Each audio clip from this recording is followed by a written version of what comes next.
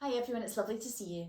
I'm Lorna and we're reading The Boy at the Back of the Class by Angelique Ralph, and this is chapter 20, The Coldstream Guards.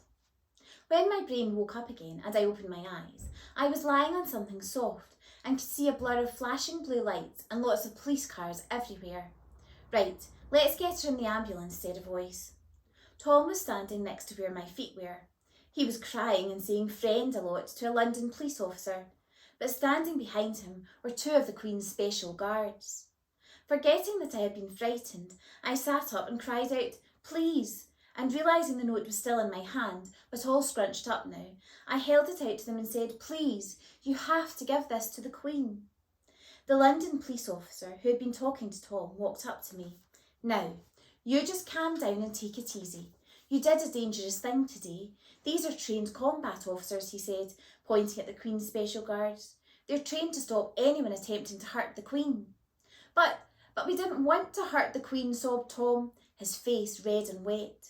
We know that now, son, but we can't be too careful, can we? Said the officer, his voice not as strict as it was before. One of the Queen's special guards came over to me. Let's have a look at this note then, shall we? He said gently, holding out his hand. I handed it to him and watched his face as he read it.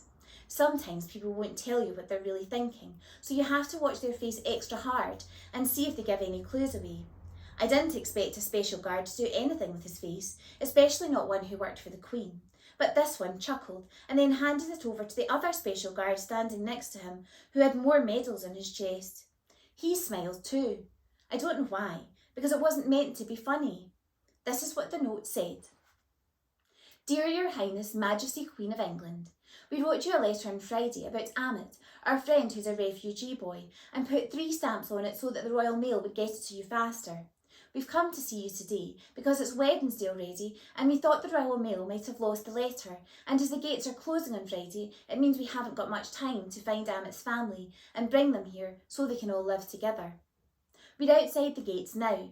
Tom's got brown hair and I've got dark brown hair, and we're in our school uniforms, which are dark blue and grey with pictures of a ship and a book on it so that you can see us easily. We can't stay later than 1:30, because if we don't get home at home time, then our mums and Tom's dad and Josie and Michael will worry. Please let us come and see you as soon as you finish breakfast. Yours sincerely, me and Tom. P.S. We've got extra tea bags for tea. Hoping to have tea with the Queen there, were you? Asked the special guard as he shook his head. Here, take a look at this, he said, passing the note to a police officer who was standing opposite. She read it and said, well, you don't see notes like that every day. A paramedic woman in a dark green onesie looked at the note too. Oh, sweet, she said. Then she made me lie down again and started pushing the bed onto an ambulance. But I don't want to go to hospital, please, no, I shouted, starting to feel scared. I don't like hospitals. The last time I saw Dad was when he was in a hospital, and I made a promise to myself that I would never ever see one again. Not ever. Don't worry, we won't take you to the hospital unless we need to, darling, but I do need to check you're okay and that you don't have a concussion, said the paramedic calmly. She had long black hair that was tied into a ponytail, and large brown eyes and an upside-down watch on her chest. Just lie here quietly for me for a few minutes, and we'll have you out and about in no time, she added, giving me a wink. The wink and her nice voice made me feel a little better, so I did what she said. After she pushed me onto the ambulance, the paramedic told me her name was Devinder and asked me all sorts of things, like how I was feeling and if I had a headache, and who Amit was and about my mum and dad. I told her about my dad and she said she was sorry. She held my wrist and checked my pulse and put a thermometer in my mouth, and then said, I just need to check your heartbeat. But when she pulled up my school jumper, she stopped. Nice top, she said, her mouth suddenly looking as if it was tickling her. I looked down at myself and suddenly remembered that we had put on our best outfits for the Queen. It's my best top, I said, touching the shirt dotted with sparkling silver stars and golden planets. For when we saw the Queen, I explained. Ah, grinned paramedic Devinder, as she opened the top 3 buttons and put a gold silver disc on my chest. Now, take a deep breath in and out. After listening for a moment, she nodded and said, You look and sound absolutely fine to me. Ready to go? I nodded. So she helped me down from the bed and held my hand as I got off the ambulance. In the distance I could hear people cheering, but I didn't know why. Now, I think it's time for you two to get on home. Officer Martina is going to take you both home in that special car over there, said Paramedic Devinder. She pointed to the London police officer who was standing next to Tom and the two special guards. Behind her was a police car with flashing blue lights on top of it. Really? Asked Tom, his eyes lighting up. I was excited too, but then I remembered the note. But what about the Queen and the note? I cried, looking up at everyone. If we don't give it to the Queen, then she won't know that we came, and she won't know about Amit. Officer Martina smiled. Oh, I think she'll know you came all right, she said. The special guard wearing the most medals walked over to me and bent down so that his face was at the same level as mine. He had bright blue eyes and a large dimple in his cheek, just like Dad used to have, only Dad had them in both cheeks, not just one. Her Majesty isn't here today, he said. She's actually in her other castle in Windsor.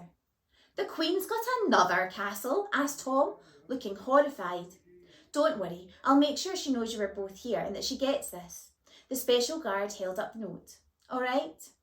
Promise? I asked, suddenly feeling happy again. Like really, really promise?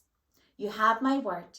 He nodded, and a Coldstream guard never breaks their word.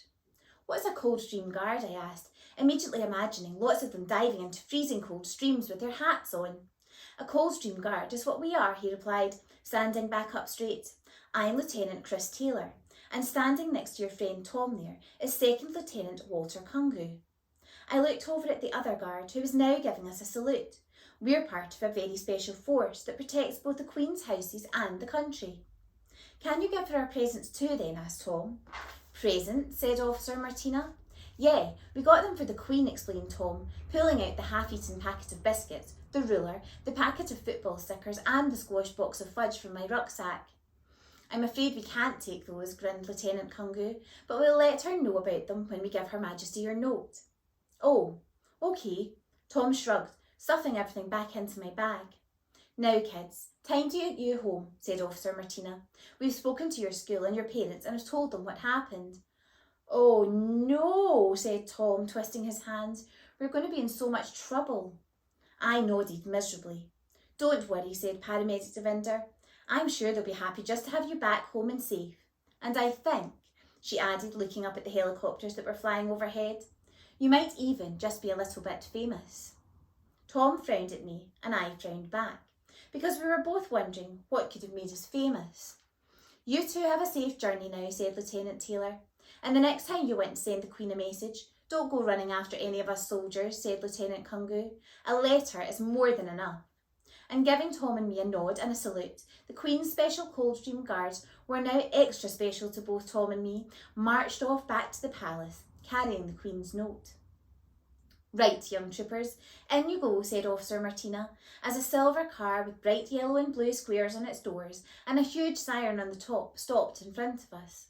Passing me a piece of folded paper, Paramedic Devinder said, That's a special note for your mum, to let her know you're completely fine. So make sure you give it to her, OK? I nodded. Bye then, smiled Paramedic Devinder as she began to wave. You both take care of yourselves now. Getting into the back of the police car, we waved back. Lots of people also began cheering and waving at us from all along the pathless walls. So we waved back at them too, even though we didn't really know why. Tom got out a biscuit and started eating it. I took one too, but even though I was hungry, I couldn't eat it. My stomach felt all jumpy and twisty inside, and the closer we got to home, the more jumpy and twisty it became. There are some journeys you can't ever enjoy, no matter how exciting they are. Not even when you're in a real police car, because at the end of it, you know you'll be getting at least 100 detentions and probably won't be allowed any pocket money or chocolate for 10 years. But it was okay, because even not being able to have any chocolate ever again would be worth it if the Queen could help Amit find his mum and dad. That was all that really mattered. Join me for chapter 21.